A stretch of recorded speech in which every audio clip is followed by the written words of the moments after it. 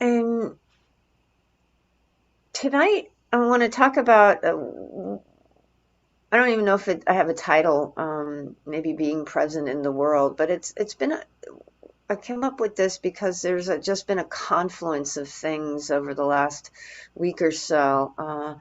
Today is the third anniversary of George Floyd's murder, and I attended this webinar with it was happening at Kripalu, if you know, that's a like a retreat place back in Massachusetts.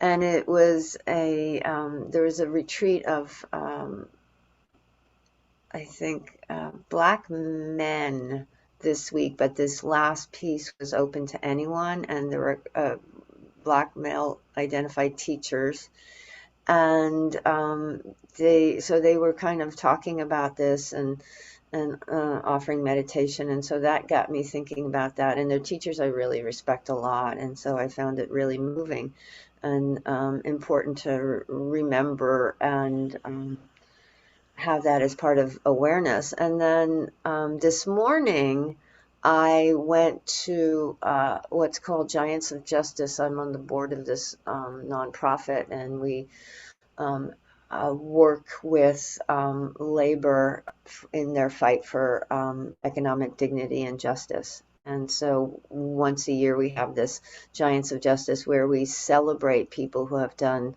amazing work in organizing and working with labor and getting things done. And so that was this morning. So that's always an incredibly inspiring event where you see all these folks doing things. And I got to sit at a table with the Reverend James Lawson, who you may have heard me talk about. He was with he taught nonviolence to like Martin Luther King and John Lewis. I mean, he was there back in the day. He was in India and studied nonviolence, Gandhian nonviolence, and then brought it back to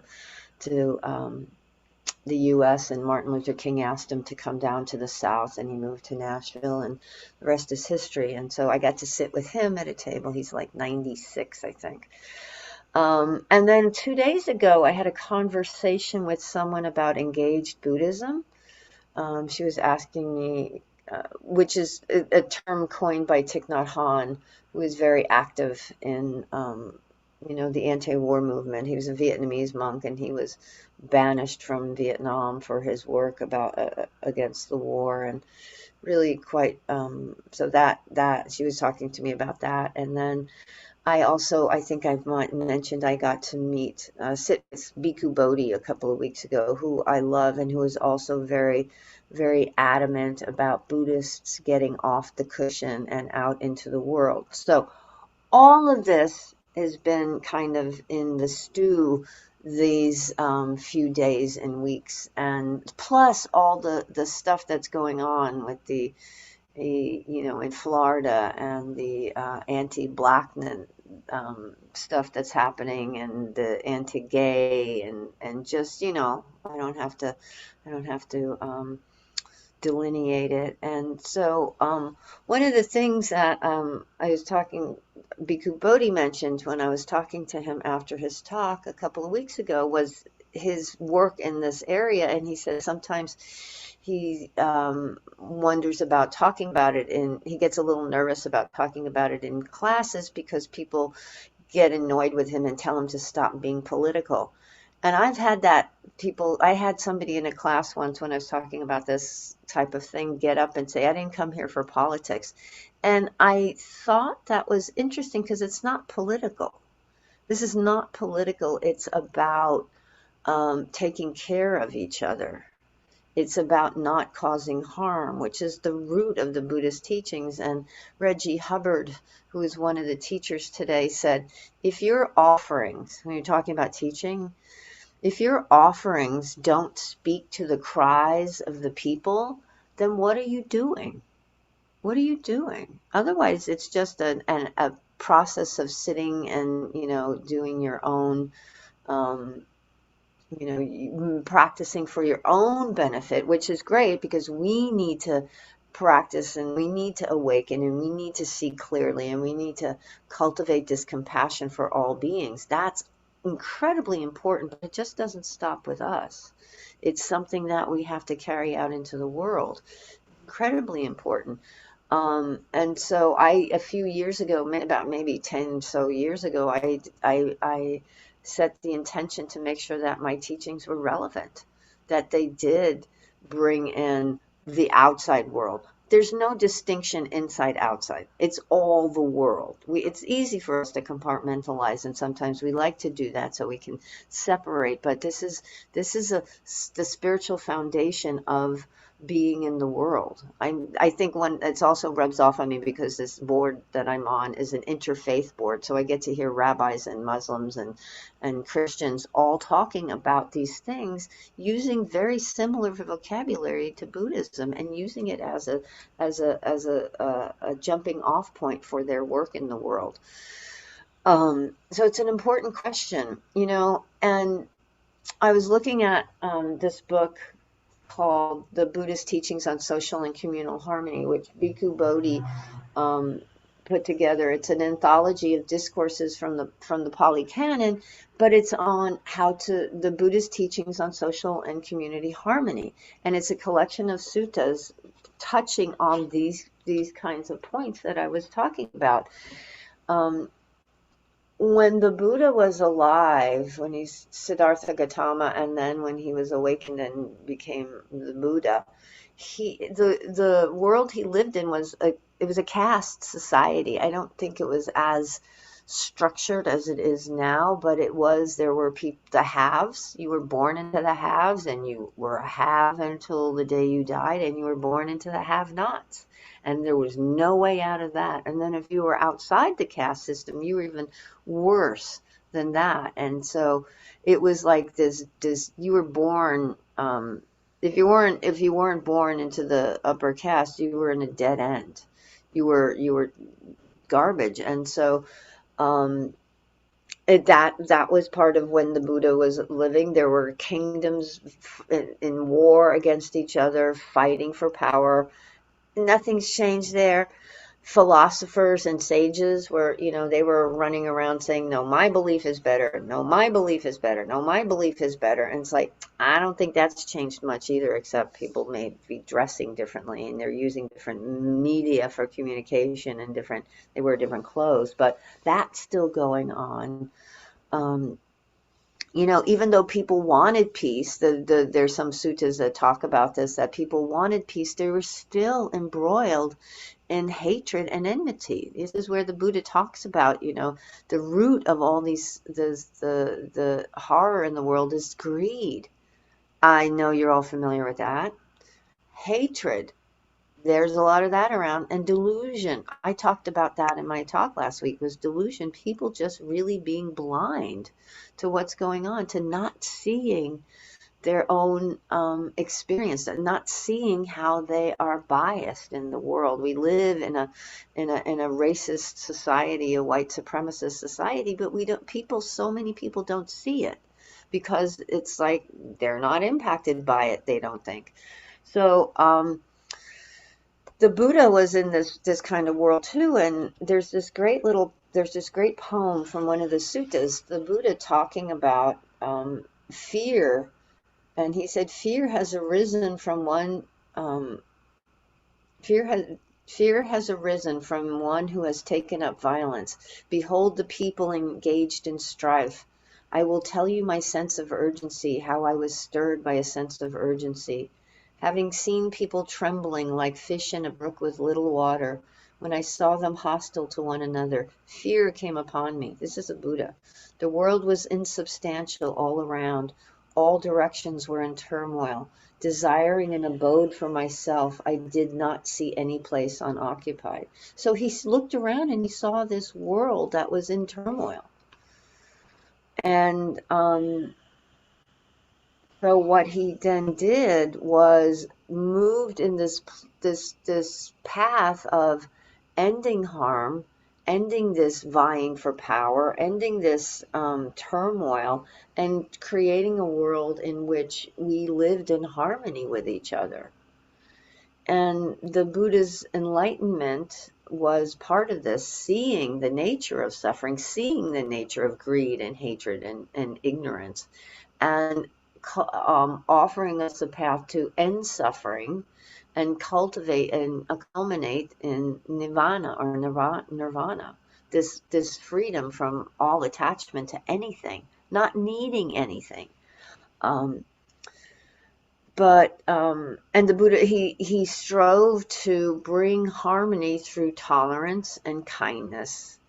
And he created what's called the fourfold community, which are the community of monks and nuns, but also lay people, men and women. It's not everyone followed his path to become a monastic, to give up their lives in the world. Plus, you need people in the world to grow the crops and do all the things that need to be done to support monastics. So you have this broad community, and the Buddha had this path of, as I said, tolerance and kindness for all. There's also in this book, he talks about the Buddhist teachings gave rise to a broad ethic that applied not only to individual conduct, but to the relations between people living under diverse conditions, whether in monasteries or at home, whether pursuing their livelihoods in the marketplace or workshop, or in the service of the state. Under all these circumstances, the chief ethical requirement was the avoidance of harm. Harm through aggression, harm by trampling on the claims of others, harm through conflict and violence. The ideal was to promote goodwill and harmony in action, speech, and thought. So these, going back to the teachings of the Buddha, are the roots, the foundation. This is Buddha's call to action. You can't just sit there and do this for yourself, but you have to do it for all.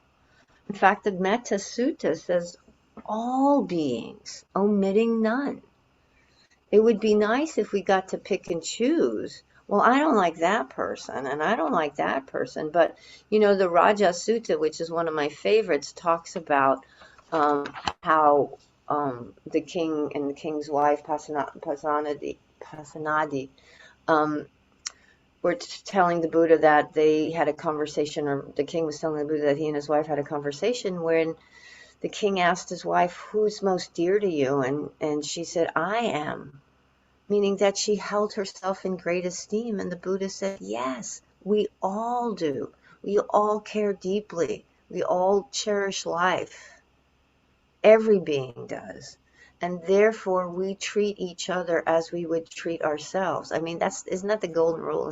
That sounds like Jesus said something like that too. So, it's like we treat others as we want to be treated.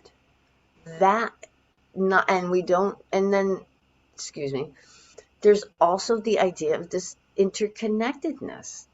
We are not individual units just living in our lone. We are absolutely connected to each other. What is it? We're all stardust, right? So we go way back together. We go way back. Ancestry.com does not go that far back, but we are all connected. And so to these false differences, this othering, if you sit and you look at the othering we do, you can trace it back to usually economics. Somewhere along the line, economics played a part in saying, I'm going to take over, I'm going to deem you